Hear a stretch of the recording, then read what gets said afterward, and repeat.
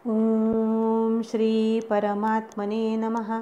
श्री विष्णू सहस्रनाम स्तोत्र श्लोक 39 ते 43. 39वा श्लोक वाचूया. सुप्रसाद प्रसन्नात्मा विश्वधृक् विश्वभुक् विभुः सत्कर्ता सत्कृतः साधुर जन्नुर्नारायणो नरः. सुप्रसाद, भगवंत सर्वांना प्रसाद देणारे, कृपा करणारे आहेत. अपकार करणाऱ्याला म्हणजे शिशुपाल, रावण इत्यादींना सुद्धा ते मोक्ष देतात. त्यांची कृपा, त्यांचा प्रसाद अति सुंदर आहे आणि म्हणून त्यांना सुप्रसाद म्हटलं आहे. प्रसन्नात्मा, भगवंताचं अंतःकरण रज आणि तमानी दूषित नाही आणि म्हणून ते प्रसन्न आहेत. त्यांचा स्वभाव करुणार्द्र आहे. त्यांना सर्व प्रकारच्या कामना प्राप्त आहेत आणि म्हणून भगवान प्रसन्नात्मा आहे. विश्वधृक्, भगवंत विश्व धारण करतात आणि म्हणून ते विश्वधृक् आहेत. विश्वभुक्, भगवंत या विश्वाला भोगतात, विश्वाचं पालन करतात आणि म्हणून ते विश्वभुक् आहेत. विभुः, भगवान हिरण्यगर्भ इत्यादी रूपांनी विविध होत असतात आणि म्हणून ते विभू आहेत. सत्कर्ता, भगवान सगळ्यांचा सत्कार करतात आणि म्हणून ते सत्कर्ता आहेत. सत करणारे आहेत. सत्कृतः, सर्व लोक भगवंताची पूजा करतात. लोकांच्याकडून भगवंत पूजले जातात आणि म्हणून ते सत्कृत आहेत. साधू, भगवान न्यायानुकूल प्रवृत्त होतात. त्यांच्या प्रत्येक कार्यामागे न्याय आहे. सर्व साध्यांचं साधन आहे. सर्व साध्यांचं भगवान हे उपादान कारण आहेत आणि म्हणून तेच साध्य मात्र आहेत, म्हणून त्यांना साधू म्हटलं जातं. जन्नू, संहाराच्या वेळी जनांचं म्हणजे जीवांचं अपरव भगवान करतात म्हणजे लय करतात, किंवा अपनयन म्हणजे वहन भगवंत करतात आणि म्हणून त्यांना जन्नू म्हटलं जातं. अज्ञानी जनांचा त्याग करून भक्तांना परमपदावर नेणारे भगवान आहेत आणि म्हणून त्यांना जन्नू म्हटलं जातं. नारायण, नर म्हणजे आत्मा, त्यात आकाशादी जे उत्पन्न होतं ते नार आहे. त्या कार्यरूप नारांमध्ये कारणरूपाने भगवंत व्याप्त आहेत आणि म्हणून ते सारं काही भगवंताचं अयन म्हणजे घरं आहे आणि म्हणून त्यांना नारायण म्हटलं जातं. प्रलयकाळी नार म्हणजे जीवांचं अयन भगवंत होतात म्हणून ते नारायण आहे असं श्रुती सांगते. पाण्याला नार म्हणतात. पाणी हे त्या नराचं अयन आहे आणि म्हणून ते नारायण आहे. वेदांमध्ये, पुराणांमध्ये नारायण शब्दाचे असे अनेकविध अर्थ आलेले आहेत. नरह, नयती इति नरह, जो घेऊन जातो असा ईश्वर म्हणजे नर आहे. 40वा श्लोक असा आहे. असंख्येयो प्रमेयात्मा विशिष्ट शिष्टकृच्छुचिः सिद्धार्थ सिद्ध संकल्प सिद्धिद सिद्धी साधन. असंख्येय, ज्यामध्ये संख्या अर्थात नामरूपादी भेद नाही असे भगवान असंख्येय आहेत. एका विश्वरूपामध्ये भगवंताची असंख्य रूप आहेत. भगवंताचे असंख्य गुण आणि असंख्य नावं आहेत. असे भगवान हे असंख्येय आहेत. अप्रमेयात्मा, भगवंताचं स्वरूप अप्रमेय आहे. देवाला प्रत्यक्ष, अनुमान इत्यादी प्रमेयांनी इत्यादी प्रमाणांनी सिद्ध करता येत नाही. ते स्वयंप्रमाण आहेत, ते अप्रमेय आहेत. विशिष्ट, भगवंत सर्वांहून श्रेष्ठ, सर्वांहून विशिष्ट आहेत. शिष्टकृत, शिष्ट म्हणजे शासन, भगवंत शासन करतात म्हणून ते शिष्टकृत आहेत. भगवान शिष्टांचं म्हणजे साधूंचं पालन करतात म्हणूनही त्यांना शिष्टकृत म्हटलं जातं. शुचिः, भगवान अत्यंत पवित्र आहेत, पावन आहेत. ते मलहीन आहेत म्हणून त्यांचं नाव शुची आहे. सिद्धार्थ, भगवंताचं जे इच्छित ते सारं, जे इच्छित अर्थ आहेत ते सारे सिद्ध झालेत, म्हणजे निवृत्त झाले, संपन्न झाले आणि म्हणून ते सिद्धार्थ आहे. त्यांना प्राप्त करण्यासारखं काही उरलेलंच नाही. ते कृतकृत्य पूर्ण काम आहेत.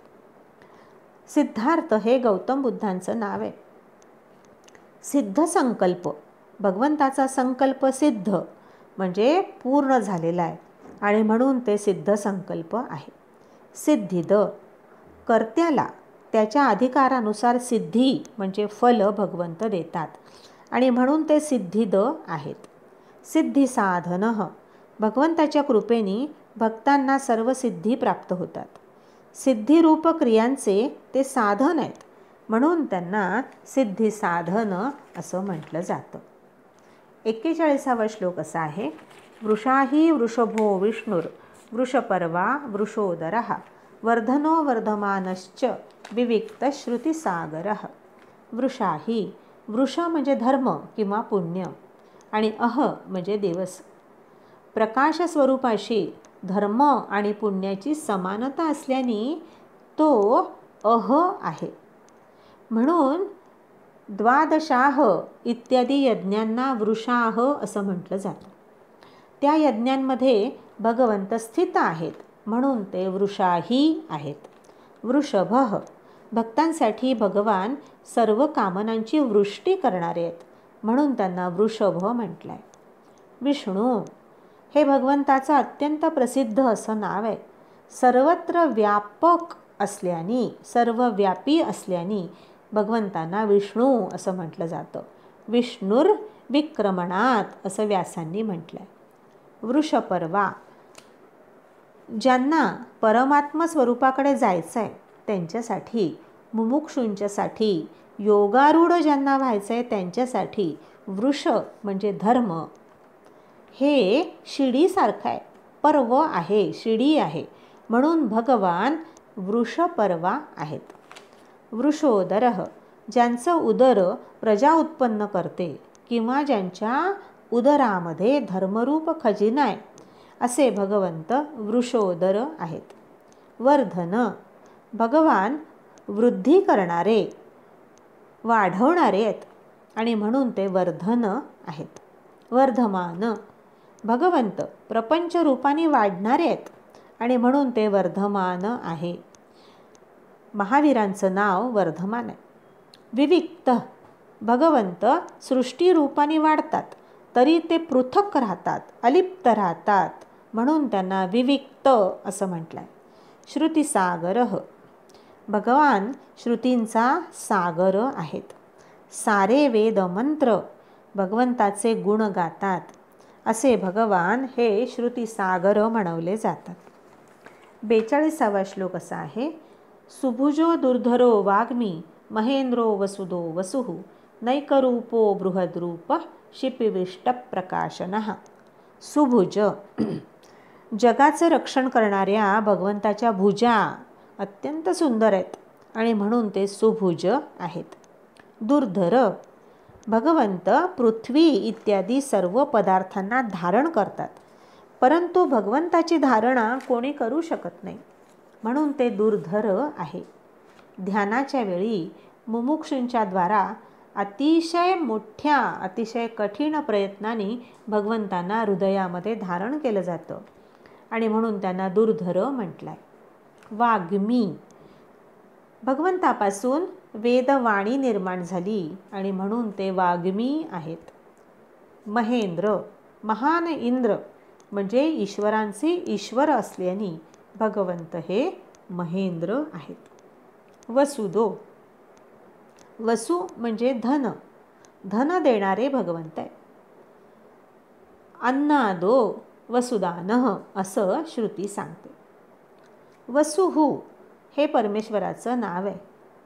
दिलं जाणारं जे धन आहे, वसु म्हणजे धन, जे धन दिलं जात आहे ते सुद्धा वासुदेव रूपच आहेत आणि म्हणून भगवान हे वसु आहेत. तसंच ते मायेनी आपलं स्वरूप झाकून टाकतात म्हणून किंवा अंतरिक्षात वास करतात या अर्थाने सुद्धा भगवंताचं वसू हे नाव आहे. नैक रूप, भगवंत अनंत रूपांनी नटलाय. कोटी कोटी रूपे तुझी, कोटी सूर्य चंद्र तारे, असे भगवान नैक रूप आहेत. बृहद रूप, भगवंताचं रूप अत्यंत विशाल आहे, बृहत आहे.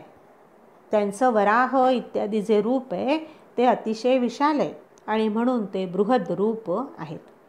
शिपिविष्ट, शिपी म्हणजे पशु, त्यामध्ये भगवान यज्ञरूपाने स्थित असतात म्हणून त्यांना शिपिविष्ट म्हटलंय. तसंच शिपी म्हणजे किरण, भगवंत किरणांमध्ये स्थित आहेत. शीतलतेमुळे आणि विष्णू भगवंतांनी शयन केल्यामुळे पाण्याला शी असं म्हणतात. त्याचं पान किंवा त्याचं रक्षण करत असल्याने किरणांना शिपी म्हणतात. त्यात प्रविष्ट होणारा श्री विश्वेश्वर हा शिपिविष्ट आहे. प्रकाशनः, सगळ्यांना प्रकाशित करत असल्याने, सर्वत्र प्रकाश देत असल्याने भगवंत हे प्रकाशन म्हणवले जातात. 43वा श्लोक असा आहे. ओजस्तेजोद्युतिधर प्रकाशात्मा प्रतापनः रुद्धस्पष्टाक्षरो मंत्रश्चंद्रांशुर्भास्करद्युतिः. ओजस्तेजोद्युतिधर हे भगवंताचं नाव आहे. ओज प्राण आणि बलाला, तेज शूरवीरता इत्यादी गुणांना आणि द्युती दीप्तीला म्हटलं जातं.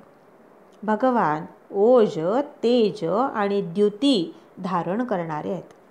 प्रकाशात्मा, ज्यांचा आत्मा प्रकाशरूप आहे ते भगवान प्रकाशात्मा म्हणवले जातात.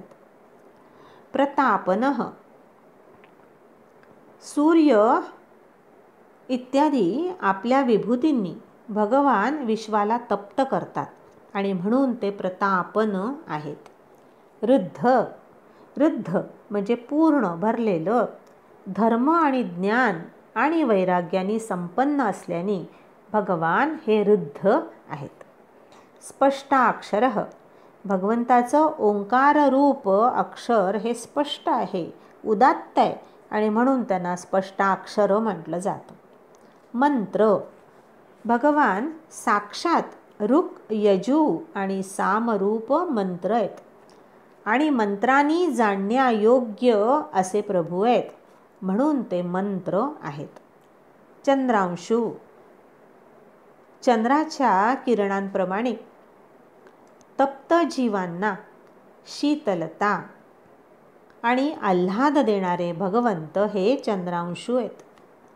भास्करद्युतिः, सूर्याच्या तेजा समान असल्याने भगवंत हे भास्करद्युती आहेत, तेजस्वी आहेत, बुद्धी प्रकाशित करणारे आहेत. असे भगवान हे भास्करद्युती आहेत. भगवंताचं नाव हे असं गोड आहे, त्याचे अनेक अर्थ निघत असतात.